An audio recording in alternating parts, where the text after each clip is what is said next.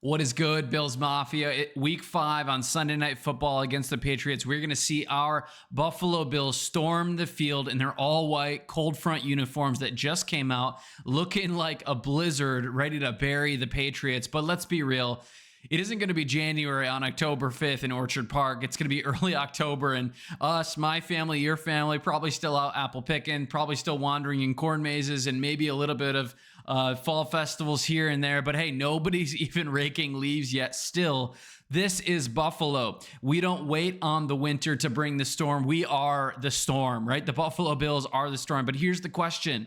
Are the Buffalo Bills truly a team and a roster that is built just like the cold front uniforms, that's clean, that won't have any injuries and won't have any issues? Or are we a team that won't have any substance come January and come February football? Hey, stick with me today. We're breaking down today the frozen facts, position by position. But hey, welcome to the show. Welcome to the video. This is Crack the Table. We are just a new community of Bills fans where we're all Bills, no breaks. I'm Colin. I just ask that you'd hit the like, hit the subscribe, and just right now, comment below what is your most exciting, or what is the most exciting thing that you do in the fall with your family when the weather starts to dip in the 40s and you start to wear the colder weather gear day in and day out. But hey, I want to get right into this. We are going to take a quick look here, a little detour maybe from the roster. Just look at these, the uniforms that came out. I guess what ones would you want to get? I don't have a Josh Allen jersey yet. I feel like it's time. I feel like this is just so incredibly clean. On August 28th, these new uniforms dropped, and they've been a couple years in the making, right? The all white, the frosty blue accents, the silver trim, which I love. The white shell helmet, right? It's just so clean. This is like, I can't wait to wear a sweatshirt under one of these. This is going to be awesome. Grit, identity, resilience. Josh Allen, when he saw him, he was just like, man, these are absolute fire. And again, a lot of people on Twitter just raving about these, really wanting them. I don't really know exactly what happened. Maybe you guys in the comments can tell me, but I guess they were on sale for a little bit, but then did they take them off? Some people were speculating that they wanted to get a couple more player jerseys made before they do a full release or something. I don't really know. I wasn't really paying attention to the specifics. I just went to the website, and you can literally go see 100 pictures plus of Josh Allen in these new uniforms. So if you need a new phone background, just go to the Buffalo Bills website and literally go through them. Here's one for you on the screen. But again, the jerseys aren't the question that we're talking about today, but I do think it's good Bills news to talk about. It's the roster foundation that we need to talk about. Are we built for February? Let's again talk about these frozen facts. Let's start with our offense. Of course, we know our quarterback, the reigning MVP, 4,300 yards, 35 touchdowns, 500 rushing yards, and like 12 rushing touchdowns, right? This is his team. This is really the Josh Allen era in the NFL. Thankfully, we've got a good backup, I think, in Mitch Trubisky, former starting quarterback for the Bears. I think also was on, the Steelers for a little bit there, but he should be really good. He looked great in the preseason. He looks athletic. He looks pretty good. And if we ever run into an issue in a game or in a part of the season, I think Mitch Trubisky could be okay, especially with how good our offensive line is. But I wanted to talk about James Cook here as well. James Cook had 1,500 yards last year, was great in the playoff games. But we've got two other running backs behind James Cook that are going to be really intentional and really helpful for us this year. Of course, Ray Davis, the second-year player with the power. He had some rookie flashes. He's going to be pretty good. But I really like Ty Johnson. Again, a pretty underrated contract signing. We're paying him like nothing, yet he is probably one of the best third down backs in the NFL. He's got speed off the edge. And then, of course, on the practice squad, we'll talk about it a little bit later, but Frank Gore Jr. is incredible. He's a great pick for us, and I'm really glad he's sticking around in the practice squad. But we've got the wide receivers of Khalil Shakir, Keon Coleman, who I've talked about before in a video. If you haven't gone and seen the video on Keon Coleman yet, please go do it. I think he's going to change the way our offense goes. I think it's going to make our offense more vertical. Contested catch specialist. I think he's getting crisper and cleaner as a route runner, but also as a catcher of the football. Josh Palmer, he's going to have a little bit more precise routes. Curtis Samuel, who we saw even play pretty well in the playoffs last year, gadget guy from the slot or potentially moving around. That's going to be pretty good. He's a very fast player. He's a smaller player though. But then again, Elijah Moore should be pretty smooth. But the guy, again, we're all really the preseason darling that we're all talking about is Tyrell Shavers. We're excited for Tyrell Shavers. When he catches that first touchdown, regardless if it's in the third quarter, fourth quarter, when we're blowing somebody out, it's really not going to matter because everyone's going to go insane. We just love the story of Tyrell Shavers. But in tight ends, again, really loving Dalton Kincaid, Dawson Knox, even the rookie that we were seeing, Jackson Hayes. Or Jackson Hawes, don't know how to pronounce his last name, but again, breakout incoming for Kincaid, reliable safety valve in Dawson Knox. I think we have a great 12 personnel set. It's going to be a really good season for them. But again, we just talked about this yesterday. Dawkins, Edwards, McGovern, Torrance Brown, there's continuity. We didn't miss a single game out of a single one of our starting offensive line. And not only that, we'll talk about this in a little bit, our depth on offensive line looks really, really good. We gave up like no sacks last year, the least in the NFL, and the protection travels year over year. It's a consistent group, it's a healthy group, and it's a deep group. But again, in the last decade, this is maybe just a realization for us. Every Super Bowl champion finished top 10 or top 10 in sack rate allowed. So the lowest percentages, and Buffalo is there. Again, honestly, this is one of, I think, the most balanced offenses in the entire Josh Allen era, but also one of the best offenses now in 2025. And so you've got protection, you've got depth, and legit weapons every single where everybody's going to eat. Joe Brady's going to continue that on. But the question that I have for us here is, if the offense doesn't scare teams and we don't get a 30-point per game season, we've got to ask the question specifically of our coaching staff, what's really holding us back? But now that we looked at offense a little bit, let's transition and look a little bit here on defense.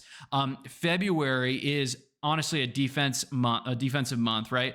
We've heard it before. Defense wins championships. A lot of you guys have asked the question. I asked the question yesterday is, can our offense bring us there to a championship if our secondary isn't as strong? And everyone basically told me to shut up. Everyone was like, no, we really care about our secondary. We really care about our safety. Two, is Cole Bishop really going to ascend? And also just a lot of the questions that we've had around some of the other cornerbacks on our team, with Hairston out and with Trey White being hurt. I know we have Teron Johnson. I know we have Christian Benford. They should be good, but we'll see about these other guys. But I want to talk about edge rush here.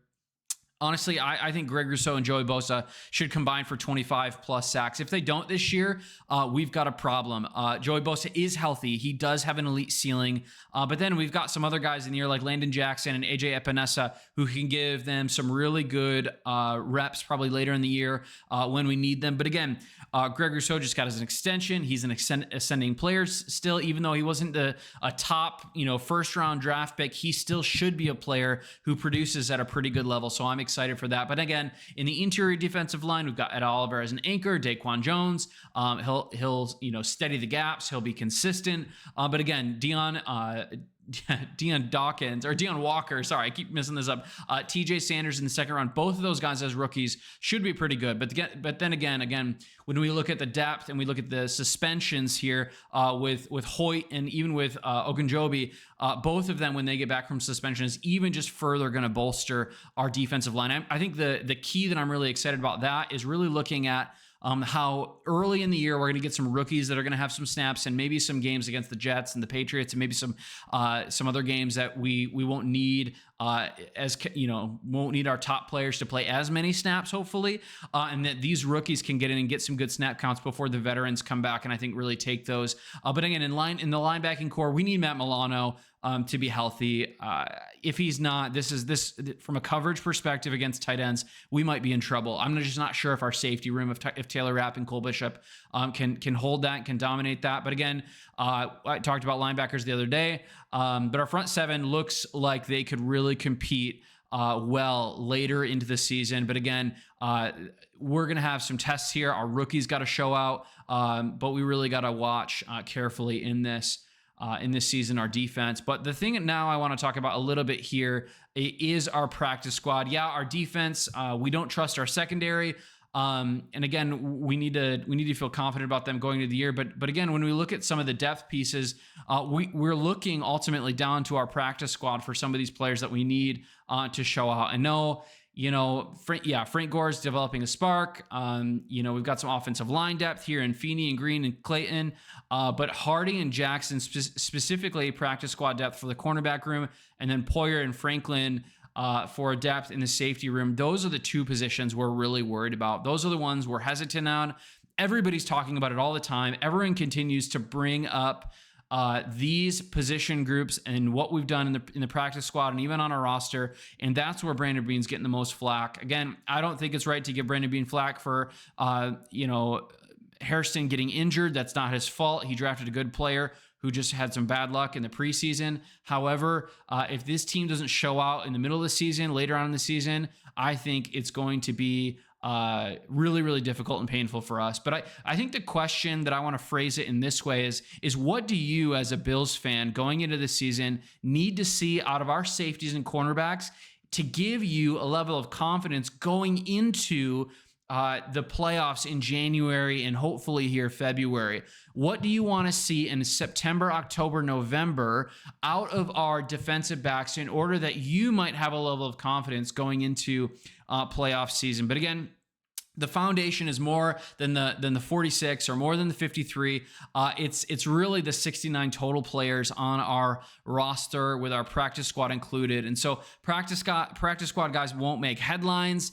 But again, when we look at this, depth does matter later down the stretch when injuries start to pile up. I hope Poyer and Franklin never have to start. Again, I just wrote, please be good, Cole Bishop. We really just need him to take a step forward. Again, some strengths on our roster here. Allen led the offense.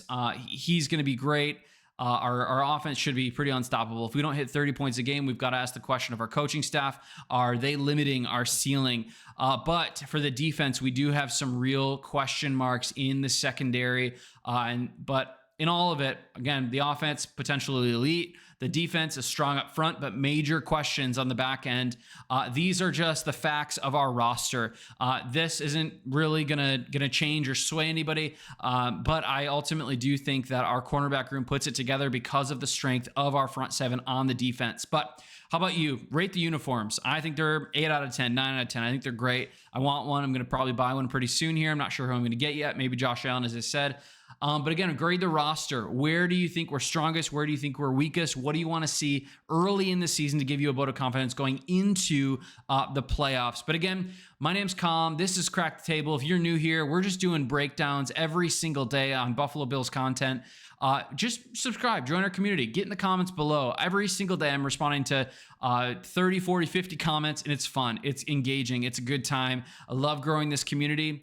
We hope to see you day in and day out down there. But even so, football is less than a week away. Actually, sorry, I'm recording this Sunday afternoon. We are just over a week away from kickoff on Sunday Night Football. It's going to be a great time. What are you looking forward in that game? I'm so excited to watch our defensive line. I'm pretty high in them. I think they're going to do pretty well. But in all of it, I'm enjoying this cold weather. I'm loving the fresh cut grass outside. And I'm so excited for the fall season, for fall football. Have a good day. We'll see you later.